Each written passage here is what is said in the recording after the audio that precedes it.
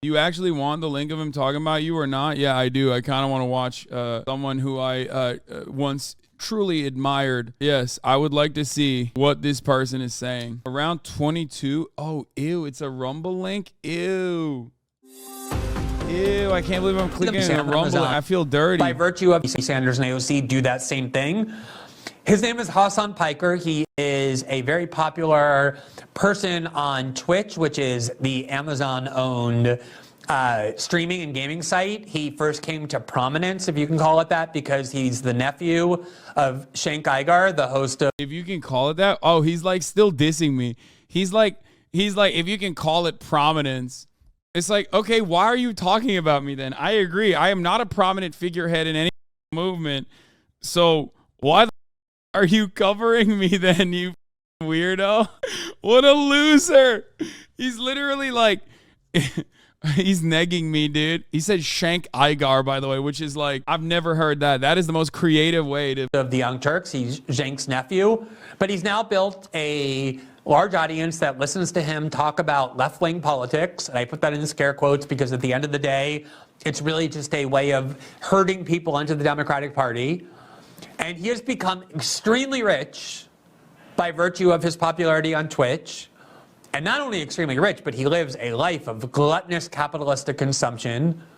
At the same time that he constantly condemns other people for being capitalists, he claims to be a socialist. And the question, of course, is whether there's an inconsistency between... Guys, this man is an award-winning journalist. This man is an award-winning journalist. Okay, I don't know what to say. Like, I grew up looking up to this man. That is crazy to me. Oh my God. It's like brain worms, dude. His entire argument is socialism when poor Lamau. That's it. He's like, dude, it's up that Hasan has made a lot of money while you know, preaching about socialism. He's not living his values. Let's hear what else the way in which he lives his life through extreme amounts of luxurious material wealth on the one hand, and his demands that society become more socialistic on the other, just like John Kerry flies to conferences to yell at everybody about climate change, but then flies on a private jet, or the people who Davos do. Wait, he's saying John Kerry flying to Davos in a private jet is just like me owning a house in California, Los Angeles, where the housing market is absolutely, and having a Porsche that I leased. Could have bought outright, but still. This is the same thing.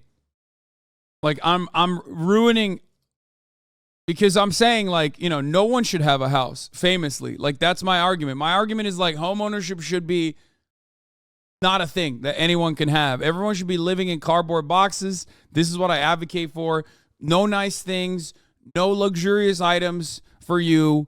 Never. We need to live this rugged life, this Spartan lifestyle. Or Robert Reich doing the same thing. It's exactly the same thing. So let's look first at his at this inconsistency that... Bro, he has... What is going on, dude? This is awesome. I love this guy, bro. Yo, his entire... Brother, my man is going... He went from working with like actual whistleblowers to doing a collage of tweets. This is crazy, dude. Which one of your aunties put this together for him? You know what's crazy? I think he's the auntie. He's the one who put this together. Seems to be pretty evident. Here you see the headline from April of last year from Insider. The headline there is, leftist political commentator Hasan Piker faces criticism for buying a nearly $3 million home in Los Angeles County. Now, obviously, the criticism isn't that he bought a home. Everybody needs a home. Everybody needs a place to live. You shouldn't be expected to have to live on the street. The question is... Wait, this is like really wild, because didn't this literally live in a mansion in Brazil, like in a compound? Like, he got a puff piece written by the New York Times back in the day about his like compound that he has in Brazil. I don't know how much it was, but don't get it. Is Glenn arguing that he is to your left? Oh, I forgot. It doesn't matter how much it is. You buying a place that would go for 400 to 700K elsewhere, opulent. Glenn living in a compound in Brazil, living in socialistic poverty. Yeah. A question I have for Glenn, I guess, is this. if, like he mentioned, I am not a prominent figure, why did he choose to, in the same breath, dedicate an entire segment with collages about my home purchases and what car I drive or whatever? If I'm just like some rando, which I think I am, okay, why did he then follow on with this like unhinged ass rant? If somebody is so wealthy and uses their wealth for this kind of extreme. I wonder if Glenn Greenwald's objective and unbiased coverage will showcase the numerous, if you consider to be charity to be like some kind of social distribution, which I don't, but I wonder if he would bring that up. I wonder if he would bring up any of the numerous fundraisers, charitable donations. Probably not, right? I would assume it's just like he gets the money. Genuine question for a baby socialist: why wouldn't charity count? Charity is not socialism, okay? Socialism is not about redistributive policies, okay? Unless we're talking about redistributing profits that workers are generating, okay? And redistributing the power in the workplace back to the workers. Redistributing a democratic process from a dictatorship of the bourgeois, the capital owners, back to a dictatorship of the proletariat. Charity in general, philanthropy in general, under a capitalist organization of the economy, is basically a band-aid solution for some of the problems that the organization of the economy creates, which is precisely the reason why Jeff Bezos does a ton of it, and it's a good PR for you, and also, in certain instances, even a tax shelter or a tax haven, especially if you set up a 501c4, which you put all your stock options into. It's not a real solution. America is the most charitable country on the planet. If it was a solution, we would have already solved at least some of the problems. There has never been a problem that has been solved through charity. Now, does that mean that charity is not a good thing? Does that mean charity is a bad thing? Of course not. I personally make a genuine, genuine amount of charitable contributions, a lot of which I don't publicize, some of which I do in private, and some of which I do through fundraisers where I also very publicly donate.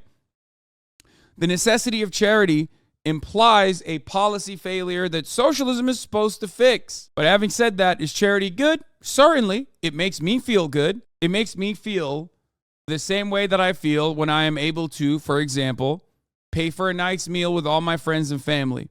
Makes me feel good.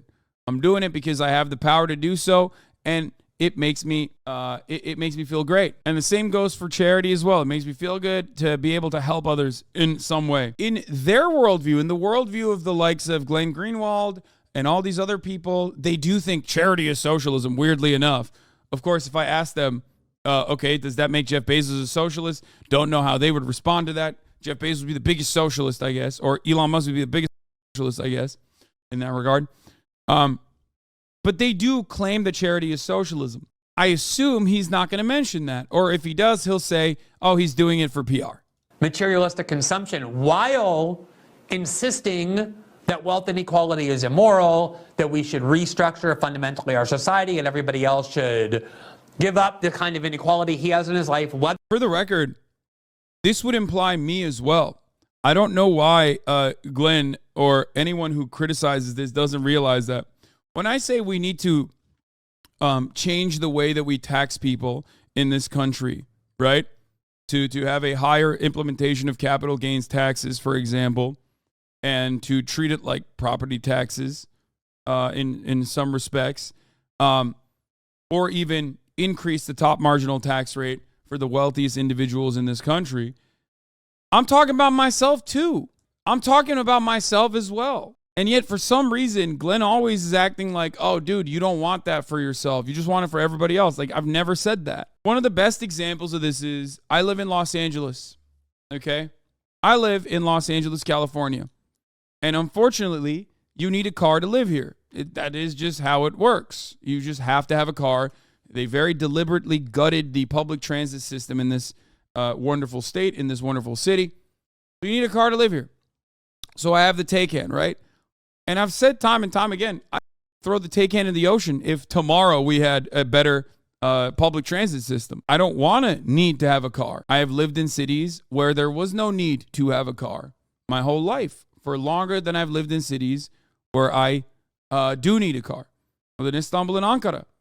Never once did I think about having a car, driving a vehicle. There was plenty of opportunities for public transit in those cities, which, by the way, were still not great. Istanbul is much better than Ankara, but still, there's a lot of work to be done there too. Making socialism out to be a poverty cult is a great way of invalidating outspoken socialists, of course. And usually it's done by design, or it's done unintentionally by those who have also fallen to the inherently right-wing, inherently reactionary, McCarthyist style Red Scare propaganda. Socialism means you need to live an ascetic lifestyle. Socialism means that you need to live a Spartan lifestyle. You need to live in a cardboard box. You cannot have any sort of like hedonistic tendencies. You need to be a good person. And what I believe is a good person is the things that I don't even do myself. I am a right-wing person telling you I believe that living in more modesty is actually a good thing. I don't do it personally, but I think you should do it. There's some inconsistency in that way. So let's look at the article first. It says, Hasan Piker, one of Twitch's leading political commentators, is facing a wave of criticism after purchasing a home in West Hollywood, as followers accuse the self-described, quote, leftist of being hypocritical. The 3,800 square foot home with 5 bedrooms and yeah, by the way, that literally betrays the notion. 5.5 bathrooms. This is a single person in his late 20s or 30s with no wife, no children. He has a 5-bedroom, 5.5 bathroom located in the Beverly Grove neighborhood. Cost $2.74 million, according to the this is just like stalking and doxing, I guess, but whatever. The real estate news website, Dirt. Now, he has invoked all of the standard arguments that people in left liberal culture use, why you should ignore the way in which they're living their lives, the choices that they're making, the values reflected by those choices, and instead only focus on systemic questions and not hold them accountable or find it odd that the way in which they're choosing their lives seems to be contrary to the values they want to impose on everybody else. So, well, Lemo, he said you have no wife or kids so you can have a 1-bedroom home. First of all, this is not my house. Like, this is literally footage from whoever was trying to sell it. Like, it's insane that he's like showing this shit, making it seem like this is my current house, current furniture, anything like that. But he also said I don't have like a wife or children, okay? Which is wild, because if that's the case, my mom is living with me right now. Like, you could have done at least a little bit of research. But of course, Glenn is not interested in honest truth, objective coverage. He's making it seem like I'm the one who was like, I really want to pay $2.7 million. He's making it seem like I'm the one who actually dumped $2.7 million flat and paid for the house cash, which is psychotic. Of course I didn't. It's a down payment on a place that I currently work inside of, on a place where I can house my family for extended durations throughout the year, including my brother and my mom and my dad, okay, and my cousin who's supposed to be here soon this week, which is insane. All of this stuff is wild. Like, this is not objective analysis. This is not journalism. This is Glenn trying to write the same old narrative over and over and over again, that like, socialism means you have to be poor. Socialism means you can't have a nice house. Socialism means that you're a hypocrite if you have a nice house in Los Angeles. Of his home, there's the interior, very, very spacious and very nice. Here's an outdoor shot of the home from the real estate listing. Now, he has a whole variety of excuses that, again, come from the way in which the left has insisted.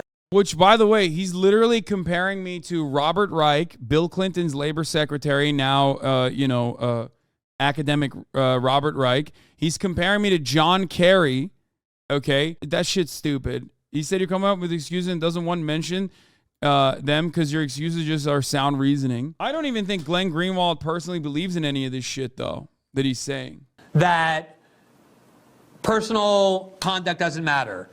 Here, let's just look at a couple of tweets. Here he is sarcastically complaining, quote, socialism is when you live in a shed built by hand off the grid. So in other words, he's saying, people are attacking me for living in a house. I'm supposed to live in a shed. No one's suggesting that. It's just, there's a big... So what are you suggesting? What are you suggesting? First of all, that's a joke. But what are you suggesting then? That, like, I check in with you on what kind of living accommodations I should have for myself and my family? Is that what socialism is? Socialism is when, people give you voluntary donations that they don't even have to give you, and then you take those voluntary donations and put a down payment on a house, and then I have to ask Glenn Greenwald what kind of house I should buy. Thanks, Glenn. These are recent screen caps as your new profile pic. They literally scoured your tweets. Yeah, no, I know. The difference between living in a house and buying a multi-million-dollar mansion in Los Angeles with 5 bathrooms and 5.5 bedrooms while you claim to be a socialist. Here's another complaint in his video crying about my house and income. Ben Shapiro said, quote, is a worker not entitled to the fruits of his labor as a talking point in support of capitalism? No, I said that. In his video crying about my house, Ben Shapiro says, is a worker not entitled to the fruits of his labor as a talking point in support of capitalism? In the most reductive terms, that is literally the core of socialism. It is. This is one of my favorite conversations to have, because is a man not entitled to the sweat of his brow is from BioShock, right? Is a man not entitled to the fruits of his labor is unironically a Marxist quote that libertarians deploy at the behest of capital owners. Like, you are too stupid to understand the context behind it.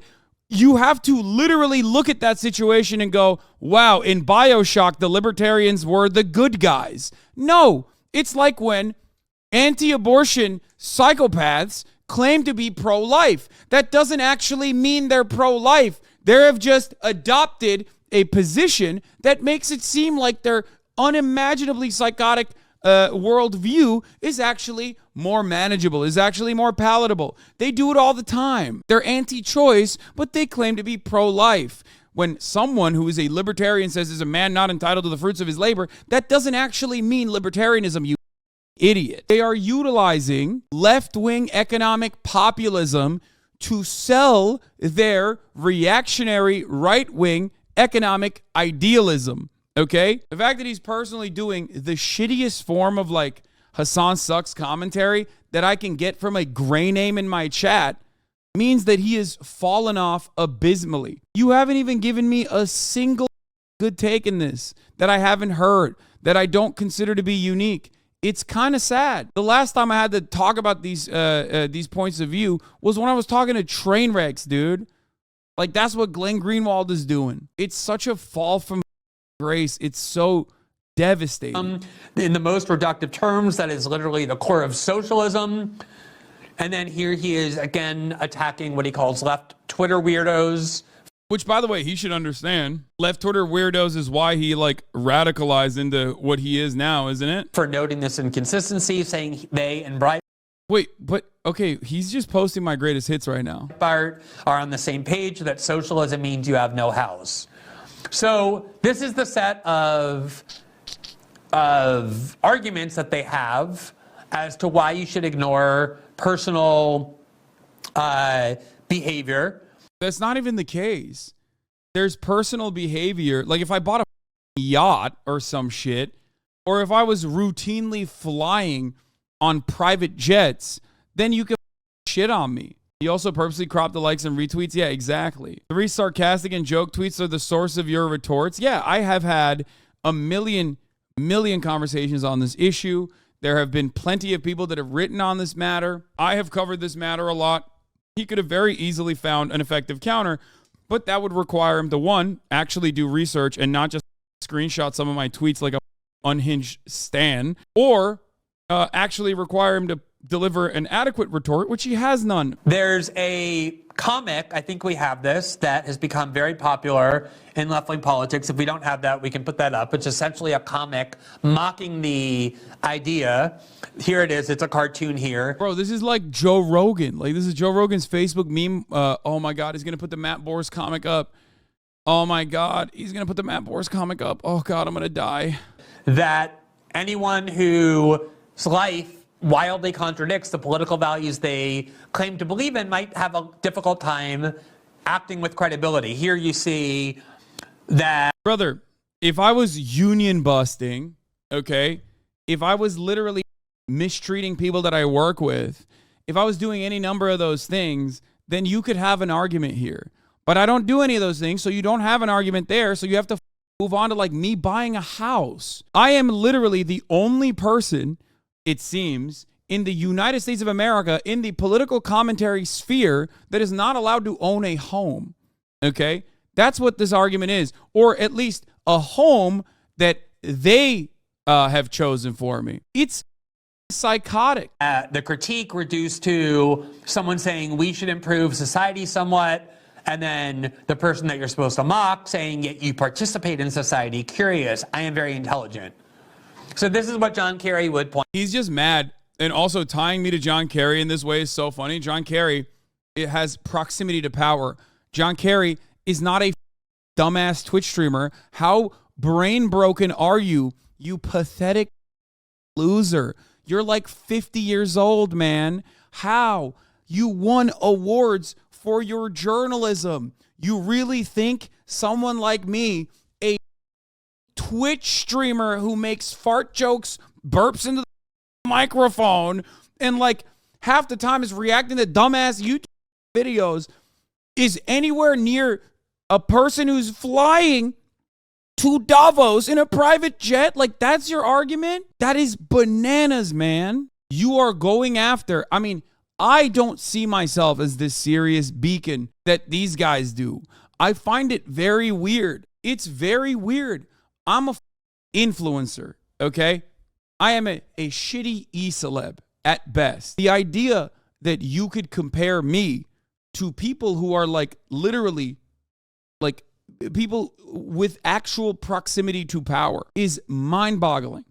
Coming from a guy who also is, you know, buddy with Peter Thiel, a villainous billionaire, is insane. At this point, the vitriol cannot be explained by anything other than lust. Yeah, like comparing me to John Kerry should get you laughed out of every room, dude. Point two.